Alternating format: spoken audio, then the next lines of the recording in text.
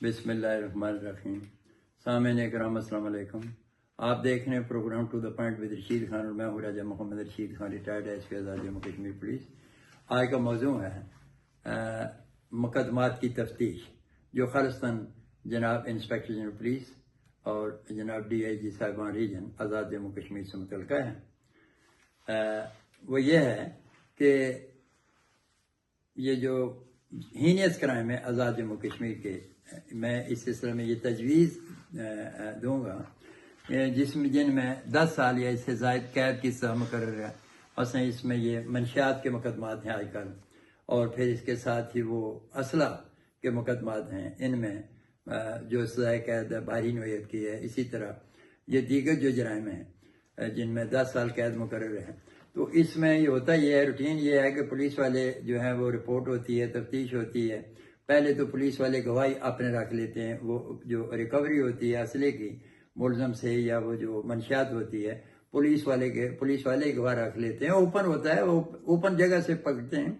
तो कानून ज़ाब्ता फौजदारी की सेक्शन 103 जो है उसकी मंशा की क्लियर कट खिलाफवर्जी हो जाती है।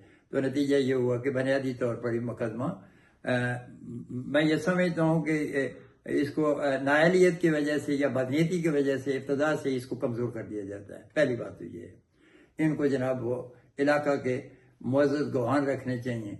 अब ये भी पाबंदी नहीं है कि 2 ही गवाह होंगे। ज़ाब्ता फौजदारी की दफ़ा 103 जो उसको अगर गौर से देखा जाए उसमें लिखा है 2 या 2 से ज़्यादा। तो जनाब 2 से ज़्यादा गवाह कर लें ना, कोई पाबंदी नहीं है, 4 कर लें। 2 गवाह कम से कम तो अदालत के अंदर जो है वो पॉजिटिव बयान दे पाएंगे। अब दूसरी बात, इसमें जो तफ्तीश होती है वो एक DFC होता है, वो बहुत ज़्यादा मुतारफ़ करवा दिया गया आज़ाद कश्मीर के अंदर। ख़ास तौर पर एक कांस्टेबल होता है, तो वो जनाब SHO को भी नाक का बाल होता है, CPO को भी नाक का बाल हो जाता है, और वो अपने आप को बिल्कुल वो तो मतलब बड़ा सुपर सा अपने आप को समझता है। डिपार्टमेंट के अंदर ही कांस्टेबलान में भी ये तफरीक पैदा कर दी गई है। यकीनन दूसरे जो हैं उनमें वो तासब पैदा होगा, उनमें हसद पैदा होता है कि ये ज़्यादा एडवांस क्यों हो गया है।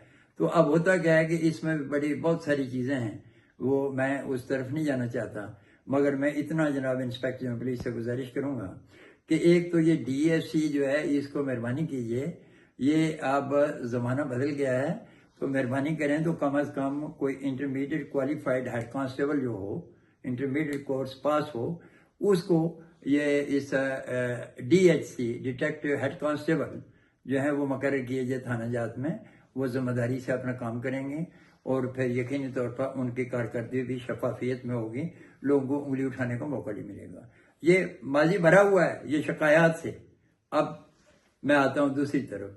अब होता यह है कि पुलिस वाले जो हैं मकामी सतह पे तफ्तीश करते हैं, चालान किया, मुरतब किया, अदालत में पेश कर दिया, मुलजमान शोर डालते हैं कि जनाब ये मंशियात थोड़ी सी ज़्यादा डाल दी, जनाब थी नहीं सिरे से, तो इनने सारे की सारी डाल दी कारगुजारी बनाने के लिए।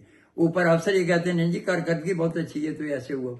तो मैं ये समझता हूँ कि इसमें देखिए ये शोर होता है, जब भी कोई सही काम भी हो तो उस पर भी लोग तनकीद भी करते हैं। उसकी वजह क्या है कि पुलिस वाले खुद इनकी अपनी हालत ये है कि ये सूरत हाल ऐसी पैदा करते हैं कि लोगों को शिकायत का मौका मिलता है। तो मैं जनाब इंस्पेक्टर जनरल पुलिस से ये गुजारिश करूँगा, मेरी तजवीज़ है और जनाब DIG साहिबान से कि ये अगर एक स्टैंडिंग आर्डर जारी कर दिया जाए, उसमें जिस तरह के पुलिस रूल में आपको इख्तियारात हासिल हैं, तो उसमें ये वजाहत जो है वो डायरेक्शन दे दी जाए, वो 5 साल के नाफिज रहेगा, उसमें ये डायरेक्शन दे दी जाए कि जी हर वो जुर्म जो जिसमें 10 साल कैद मुकर्रर है, ख़ास तौर पर मंशियात और असला नाजायज़ की रिकवरी के जो केसेस हैं, इनकी तफ्तीश जो है रिपोर्ट 173 कोई SHO मरतब नहीं करेगा उस वक़्त तक जब तक कि उसका SDPO अपने हासिल अख्तियारात सेक्शन 158 CRPC और हासिल अख्तियारात 551 CRPC के तहत वो उस मुकदमे की तफ्तीश अलिफ्ता ये दोबारा उसको मौका पर प्रॉपर तरीके से वेरीफाई करेगा, और फिर वो उसको बाकायदगी से अपनी ज़मीन मरतब करे और उसमें वो राय कायम करेगा कि ये तफ्तीश दुरुस्त हुई है, गलत हुई है, सही हुई है, कहाँ गलत है, किसने कौन गलत है, कि कौन इसमें ज़िम्मेदार है, किसने डिफ़ॉल्ट किया है।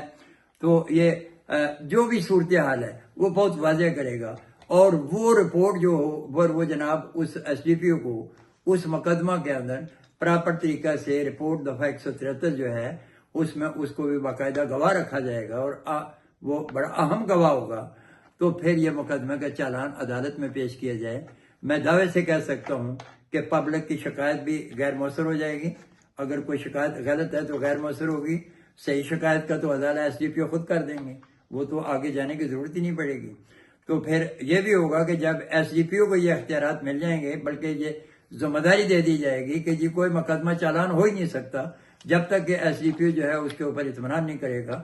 اطمینان کیا, اس کی تفتیش نہیں کرے گا, اپنے حصے کی جزوی تفتیش کرے گا اور ویریفائی کرے گا کہ جناب جو کچھ ہوا یہ درست ہے غلط ہے جو کچھ بھی ہے. تو پھر اگر کوئی نیچے کو خرابی بھی ہے تو پولیس والے خود بخود اس کو بھی ٹھیک کرنا شروع کر دیں گے, چونکہ ان کو پتا ہوگا کہ ہماری تفتیش کا احتساب ہوگا اور مقامی سطح پر ہمارا ایس ڈی پی او احتساب کرے گا, اور ایس ڈی پی او کو بھی احساس ہوگا کہ بھائی میں کہیں نہ پھنس جاؤں. اس طرح تو گول مول معاملہ ہے, پولیس والے چلان لکھ دیتے ہیں تو پروسیکیوشن سے بریف نوٹ بنتا ہے اور وہ جناب ایس ڈی پی او اس کے اوپر اپنی اسٹیمپ مارتا ہے, ٹھیک ہے جی چالان دائر عدالت ہو. تو یہ لوگوں کو شکایت کا موقع ملتا ہے. ہماری پولیس جتنا کام کرتی ہے اس کا عوامی سطح پر اس وجہ سے ان کو کوئی جو ان کی تعریف و توصیف نہیں ہوتی, کیونکہ ہماری پولیس افسران کا رویہ بھی کچھ ایسا ہی ہے ہوتا ہے. وہ پولیس رولز کے چیپٹر 14 اور سیکشن 4 میں بار بار تاکید کی گئی ہے کہ رویہ ہر موقع پہ عوام کے ساتھ اچھا رکھیں. تو یقیناً رویہ اچھا ہو تو شکایات بھی کم ہوتی ہیں. تو میں جناب انسپیکٹر پولیس اور جناب ڈی اے جی صاحبان سے گزارش کروں گا کہ ایک تو پولیس افسران کو ہدایت کریں کہ اپنے رویے میں درستگی لائیں, لوگوں کے ساتھ غصہ نہ کریں. لوگ تو غصے میں ہیں, لوگ تو پولیس کی اچھی کارکردگی کو بھی تنقیدی نظر سے دیکھتے ہیں. اس کی وجہ یہ ہے ایک مچھلی سارے تالاب کو گندا کر دیتی ہے. اب سارے پولیس والے تو غلط نہیں ہیں, ایک دو غلط ہوں گے, 3-4 غلط ہوں گے. کوئی ایک تھانے میں 2 مقدمات خراب ہو جائیں گے, کوئی 1-2 مقدمات کے اندر جعل سازی ہوگی. لیکن یہ کیا ہوتا ہے کہ صحیح سارے کی ساری کو